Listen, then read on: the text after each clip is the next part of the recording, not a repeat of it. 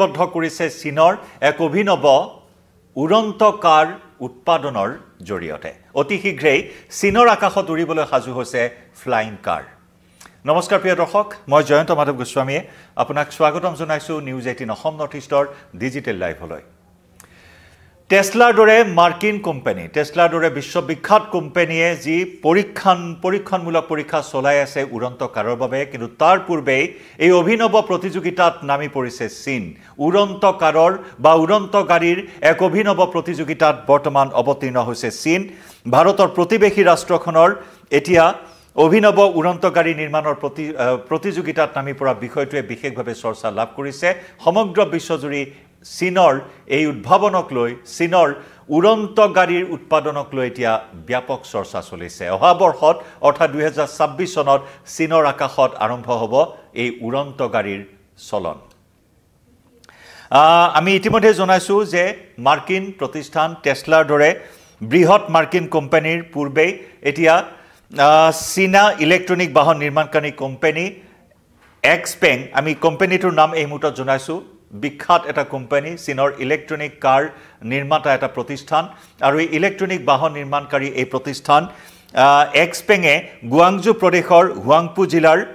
কাৰখানাত বৰ্তমান এই উড়ন্ত কাৰৰ উৎপাদন আৰম্ভ কৰি দিছে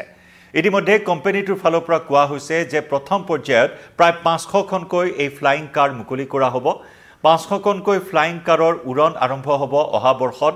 2026 চনৰ আৰম্ভণিতে এই প্ৰক্ৰিয়া কাৰ্যকৰী কৰাৰ ক্ষেত্ৰত আগবাঢ়িছে বৰ্তমান প্ৰতিবেশী ৰাষ্ট্ৰখন প্ৰযুক্তিৰ ক্ষেত্ৰত প্ৰতিদিনে চমক সৃষ্টি কৰি আহিছে চীনে যিকোনো ক্ষেত্ৰত উদ্ভাৱনৰ ক্ষেত্ৰত প্ৰযুক্তিৰ উত্তৰণৰ ক্ষেত্ৰত চীন যেন সদায় শীৰ্ষত আনকি মাৰ্কিন কোম্পানী আমি ইতিমধ্যে উল্লেখ কৰিছো আমেৰিকাৰ টেসলাৰ দৰে বৃহৎ কোম্পানীক চেৰ পেলাই এই প্ৰতিযোগিতাত এতিয়া আগবাঢ়িছে চীন কেৱল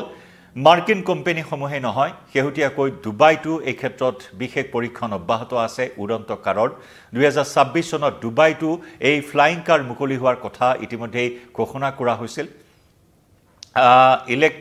ইলেক্ট্ৰনিক ফ্লাইং কাৰ মুকলি কৰাৰ বাবে ইতিমধ্যে ডুবাইটো কেইবাটাও ট্ৰায়েল সম্পন্ন কৰা হৈছে আৰু এইবাৰ চীনত এনে ধৰণৰ এটা অভিনৱ কৌশল অভিনৱ পন্থা হাতত লৈছে যাতায়াতৰ ক্ষেত্ৰত যি নেকি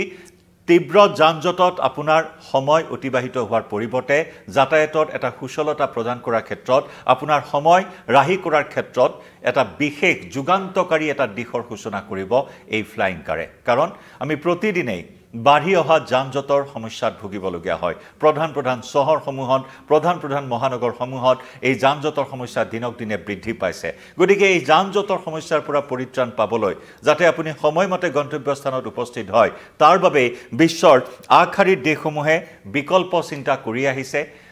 উন্নত প্ৰযুক্তিৰ প্ৰয়োগেৰে কেনেদৰে যাতায়াতত এটা যুগান্তকাৰী পৰিৱৰ্তন আনিব পাৰি তাৰ বিভিন্ন ধৰণৰ পৰিকল্পনা বিভিন্ন ধৰণৰ কুচকাৱাজ চলাই আছে বিশ্বৰ আগশাৰীৰ দেশসমূহে আৰু তাৰে অংশস্বৰূপে চীনে যেন এই প্ৰতিযোগিতাত এখোজ আগুৱাই যোৱাৰ এই মুহূৰ্তত এক প্ৰকাৰ প্ৰক্ৰিয়া আৰম্ভ কৰিছে আমি পুনৰবাৰ জনাইছো চীনৰ ইলেক্ট্ৰনিক বাহন নিৰ্মাণকাৰী কোম্পানী এক্সপেং সাজু হৈছে প্ৰায় 500খন উড়ন্ত কাৰ নিৰ্মাণেৰে বৰ্তমান গুৱাংজু প্ৰদেশৰ হুৱাংপু জিলাৰ কাৰখানাত জোৰদাৰ গতিত যুদ্ধকালীন গতিৰে এই উড়ন্ত কাৰ অৰ্থাৎ ফ্লাইং কাৰৰ নিৰ্মাণ কাৰ্য উৎপাদন অব্যাহত ৰাখিছে আৰু কোম্পানীটোৰ ফালৰ পৰা কোৱা হৈছে যে 2026 চনত বজাৰলৈ আহিব অৰ্থাৎ কাৰ্যকৰী হ'ব যাতায়াত এই উড়ন্ত গাড়ীৰ বা ফ্লাইং কাৰৰ যাতায়াত আৰম্ভ কৰা হ'ব বুলি জানিবলৈ দিছে চীনৰ ইতিমধ্যে আগশাৰীৰ এটা সংবাদ প্ৰতিষ্ঠানে উল্লেখ কৰিছে যে কোম্পানীটোৱে প্ৰাৰম্ভিক পৰ্যায়ত প্ৰায় 500খন উড়ন্ত কাৰ মুকলি কৰি দিব বজাৰত অৰ্থাৎ কাৰ্যকৰী কৰিব এই 500খন উড়ন্ত কাৰৰ জৰিয়তে মানুহে যাতায়াত কৰিবলৈ সক্ষম হ'ব লগতে অনাগত 10 বছৰৰ পৰিকল্পনা তেওঁলোকে যুগুত কৰিছে অনাগত 10 বছৰৰ ৰূপৰেখাও তেওঁলোকে প্ৰস্তুত কৰিছে আৰু অনাগত বছৰত 10,000 উড়ন্ত কাৰ উৎপাদনৰ লক্ষ্য বান্ধি লোৱা হৈছে ইতিমধ্যে চীনা চৰকাৰ চীনা প্ৰশাসনেও এই ক্ষেত্ৰত বিশেষ গুৰুত্ব আৰোপ কৰিছে কেৱল অহা বৰ্ষত 500খন কাৰ মুকলি কৰি ক্ষান্ত নাথাকে অনাগত বৰ্ষত প্ৰায় 10,000 এই উড়ন্ত গাড়ী মুকলি কৰাৰ কথা পৰিকল্পনা গ্ৰহণ কৰিছে ৰূপৰেখা প্ৰস্তুত কৰিছে উল্লেখযোগ্য যে টেসলাৰ কথা আমি ইতিমধ্যে উল্লেখ কৰিছোঁ টেসলাকে ধৰি কেইবাটাও আগশাৰীৰ মাৰ্কিন কোম্পানীয়ে এই ক্ষেত্ৰত সম্পৰীক্ষা অব্যাহত ৰাখিছে কেনেদৰে বজাৰত মুকলি কৰি দিব পৰা যায় কম খৰচত ৰাইজৰ সুবিধা হোৱাকৈ এই ইলেক্ট্ৰনিক ফ্লাইং কাৰসমূহ কেনেদৰে ৰাইজৰ সহায়ক হোৱাকৈ যাতায়াতত ব্যৱহাৰ কৰিব পৰা যায় প্ৰয়োগ কৰিব পৰা যায় এই ক্ষেত্ৰত বহুখিনি বাধ্যবাধকতা থাকিব বহুখিনি আনুষ্ঠানিকতা থাকিব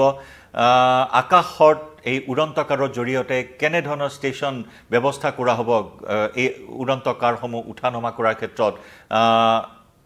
বিভিন্ন